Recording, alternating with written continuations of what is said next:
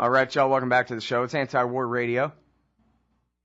Introducing Emptywheel, Marcy Wheeler, blogger at firedoglake.com, emptywheel.firedoglake.com, and check out this audio via YouTube embedded right there at her site.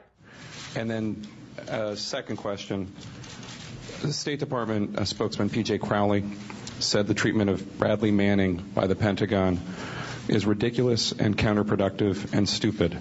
And I'm wondering if you agree with that. Thank you, sir. With respect to Private Manning, I have actually asked the Pentagon whether or not the procedures that have been taken in terms of his confinement are appropriate and are meeting our basic standards. They assure me that they are. I can't go into details about some of their concerns, but some of this has to do with Private Manning's safety as well. Do you disagree? I think I gave you an answer to the substantive issue. Well, Emptywheel, what you got to say about that? Wow. President Obama is now endorsing the use of a tactic introduced at Gitmo for use with an American soldier on U.S. soil. Amazing, isn't it? I like the nonchalance with which that entire conversation is being carried out. Certainly there's no doubt that this is all up to him. He can talk like this is somebody else's decision. And, oh, yeah, gee, I asked the Pentagon this and that, but he's the one, isn't he, the president? He's the one, and he, in his answer, he appealed to the basic standards of DOD, and we know that forced nudity was introduced at Gitmo in 2002 as part of their standard operating procedure for use with detainees. Well, now, is it clear, though, that he's not just hiding behind the precautionary anti-suicide measures and that kind of thing, or is he really saying that, yes, we have imported the Guantanamo system to the U.S., we might as well bolt them to the floor or whatever we want now? Well, he's not admitting that, but, I mean, to buy that we had to take Bradley Manning's boxer shorts away from him to protect him from injuring himself, you would have to buy that boxer shorts are a danger to somebody under constant surveillance. I don't buy that, sorry. I'm trying real hard, but no. I mean, that's the thing, is what people forget is that he was already being made to sleep in his boxers. So what is different is that they, because he asked why he is still on prevention of injury watch and said, well, I could commit suicide with my flip-flop or my boxers, they used that as an excuse to use the forced nudity that they first introduced it. Well, they didn't first introduce it at Gitmo. We know they first introduced it with Abu Zubaydah. And the other stunning thing about this, Scott, is that the terms that the former commander of the brig used with Manning when he first took away his underwear, he said, I'm, for all intents and purposes, your God, are precisely the terms that Abu Zubaydah's interrogators used when they started taking away his clothes in 2002. It's about being God with these people. God, it's like they're the Williamson County Sheriff's Department or something. Out of control completely. Well, so now it's pretty remarkable, isn't it, that P.J. Crowley, the State Department spokesperson, he went on the record condemning what they're doing to Bradley Manning, yeah? Yeah, and there are two things to remember about that. One is when he answered that question, this was a question he was asked at MIT, and he prefaced it by saying, and I'm quoting from somebody's transcript, from a guy named Ethan Zuckerman who put this transcript up, I spent 26 years in the Air Force. So what he's saying is he's got a background in the military, and he doesn't buy this kind of treatment of a military detainee. And the other thing I think that you need to keep in mind is that the big scandal, if there is one, is that Manning is alleged to have released all these State Department cables. He got them off of DOD's computers. So we're beginning to get into a pissing match between DOD and State Department because DOD, and I think the State Department is right to be angry about this, DOD didn't have, some of the most basic security procedures in place. They were hit by malware in 2008 using precisely the same techniques that Manning is alleged to have used with this leak. That is, using jump drives, using thumb drives to get stuff on and off the computer. And at that point, they said, we're banning them. No more use, and they'll never be back in use on classified computers. Well, that's precisely how Manning is alleged to have downloaded all of these files, including all the State Department files. And the State Department, I think, is rightly pissed about the fact that DOD has done this, and now the State Department, which is making a big effort to support human rights around the world, is being made to look hypocritical because in our own country, on our own soil, we're using Gitmo tactics against our own people. Well, it really is amazing. I wonder what benefit does Obama, the chief torturer here, think that this serves? I mean, for his own purposes. You know, well, as part of our torture regime, when they introduced forced nudity, it was all about this learned helplessness, right? The whole theory was we need to make these detainees believe that we are God. And once they do, they will tell us whatever we want them to know. And keep in mind that DOD and DOJ still haven't been able to use Manning to get to Julian Assange.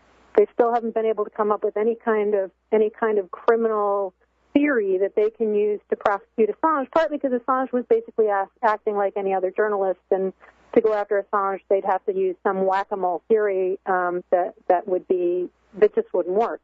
So they are still trying to get Manning to,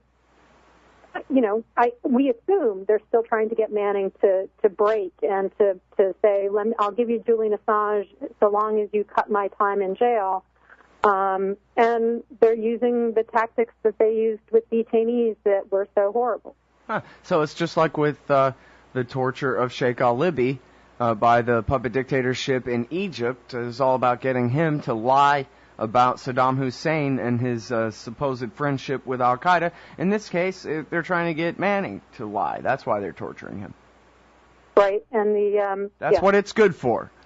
Well, whether or not they're trying to get him to lie, they're using the same techniques of interrogation. I mean, there's no allegation they're using waterboarding. There's no allegation they're using mock burial like they did with Sheikh al-Libi.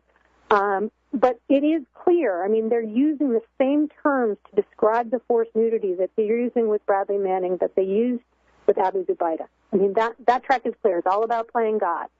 It's all about playing God. And so the fact that genealogy is so clear, I think, should be horrible. I mean, it should be, no matter what you think about what Bradley Manning is alleged to have done, we just can't, I mean, it should be horrible, even on an abstract level, that this is still considered a standard procedure in our military detention.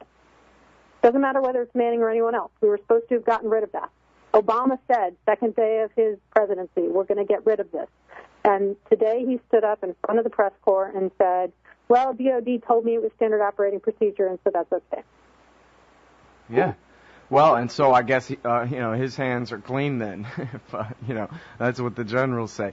That's kind of my favorite part of it, is that sort of Clintonian slipperiness where, I asked Tony Lake why we were negotiating with and trying to arrest the same Somali warlord on the same day, and I'm as confused as you. It's Tony Lake's responsibility, I guess. At least George Bush say, yeah, that's right, I tortured him. Yeah, that's right, I lied you into war. What? Doesn't hide behind lawyer language like that. Who knows? Maybe Obama will come back in a week and say, oh, my gosh, I had no idea that forced nudity isn't necessary for people, that we really need to protect against a 5'3" man hurting himself with his boxer shorts. Maybe he'll come back and play dumb in a week. But if it's true that Obama is responsible at this point, he owns it. He has adopted a tactic that we hated Bush doing. Obama owns it at this point. Mm-hmm. And just real quick here, sort of a yes/no as we go out to break here, Marcy. Is it the case, as far as you know, that they're still have him naked without his even flip-flops and underwear at this point? They've given him a robe, like a hospital gown, basically. All right. We'll be right back, y'all, with Marcy Wheeler, emptywheel.firedoglake.com. All right, y'all, welcome back to the show. It's Anti-War Radio. We're talking with Marcy Wheeler, known as Empty Wheel. She writes for Fire Dog Lake primarily, emptywheel.firedoglake.com. Also contributes to Daily Kos and to the Huffington Post, as well as the Guardian online. And we're talking about the humiliating and degrading treatment of Bradley Manning, still awaiting trial on charges of downloading and distributing classified information, providing aid to the enemy, as they say in the new charges. But, I was wondering, Marcy, if you've seen any reporting about whether his treatment compares to other soldiers facing military charges and court-martial being held at either Quantico or other places. Is the the degrading treatment of Bradley Manning in the name of suicide precautions a really unprecedented type of thing going on here? Or they do this from time to time if they really hate somebody, or what? Well, what's different with Manning, you'll see Jeff Morrell, who's the Department of Defense spokesperson, and frankly, Obama did this to some degree in the comment that you quoted as well.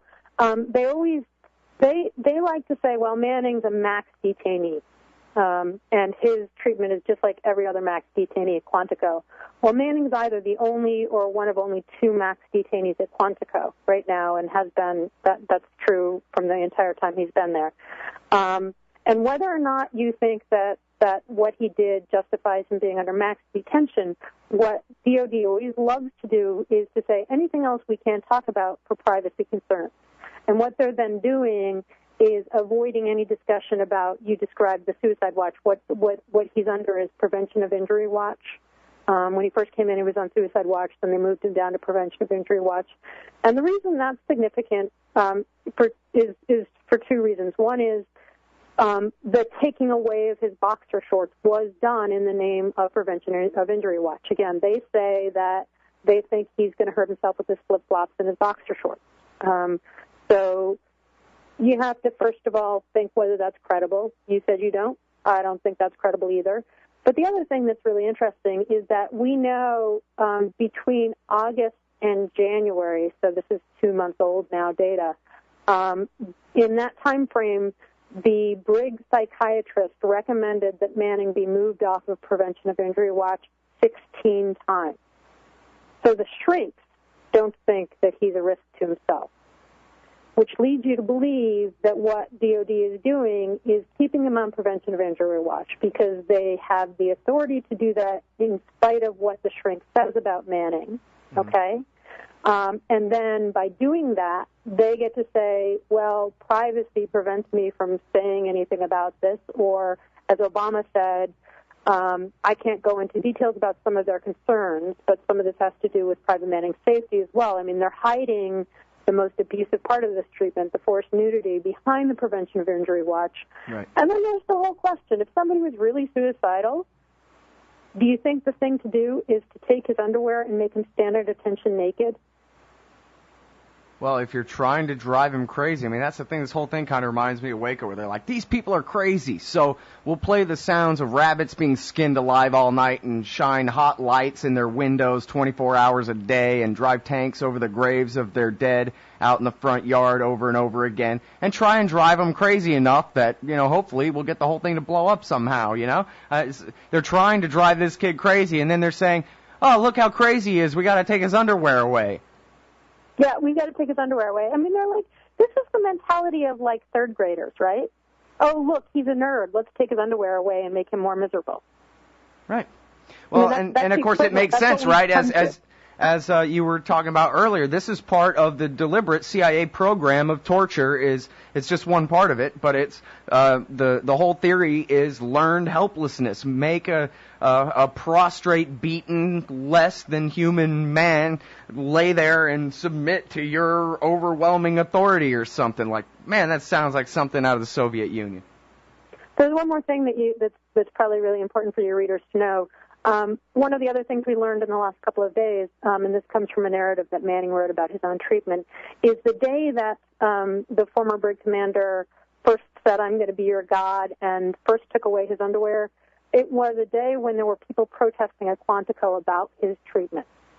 So Manning, at least, seems to believe that this was retaliation against him because American citizens think we're better than this.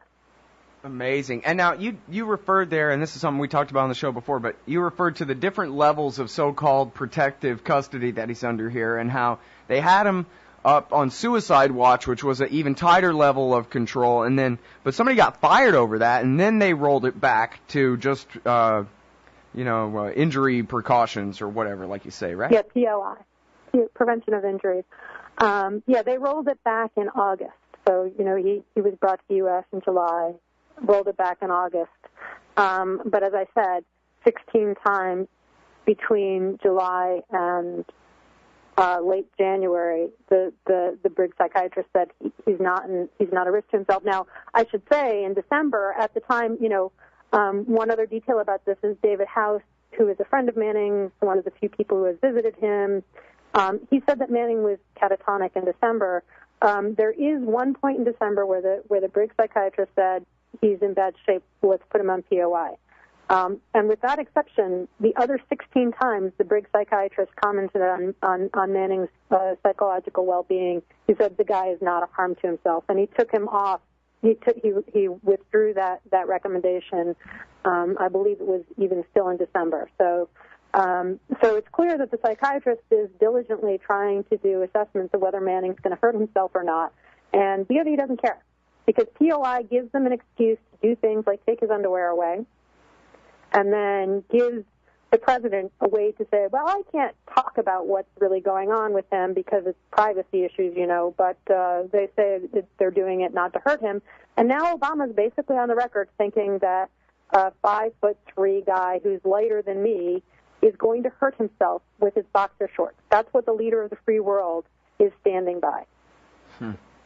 Yeah, the free world, is that what they call it? That's funny. Yeah, hey, the world where they take your underwear away. Yeah. Hey, what I wonder, I do understand that if you're in the military, you're not allowed to, give quotes to reporters saying how you don't respect the authority of the civilian president, things like that. You sign away your freedom of speech in that sense. Do you sign away your right to a speedy trial, to a speedy court-martial when you join the Army? Here again, they're using his psychological. They're using psychology as a weapon, which is what they've always done with their torture regime. I mean, they got the psychologist to build their torture regime, and now they're using it as a way to get around the regular means of doing things. Because when Manning was first detained, his attorney did ask for an evaluation, and DOD hasn't given him that. And several months ago, his attorney said, okay, I give up. Let's just move to trial. And DOD is now, they're the ones who are responsible for stalling, but they're still saying we're waiting on some kind of assessment for Manning, some kind of psychological assessment. So right now, DOD is responsible for the stall, and presumably they're stalling because they don't have the evidence that they want against Manning. I mean, I think they're still relying on pretty unreliable evidence from Adrian Lamo, and so I think they're trying to draw out this time frame. All right, I'm sorry, we got to stop it there. It's emptywheel.firedoglake.com for Marcy Wheeler's wonderful blog. Thank you very much for your time. Thanks.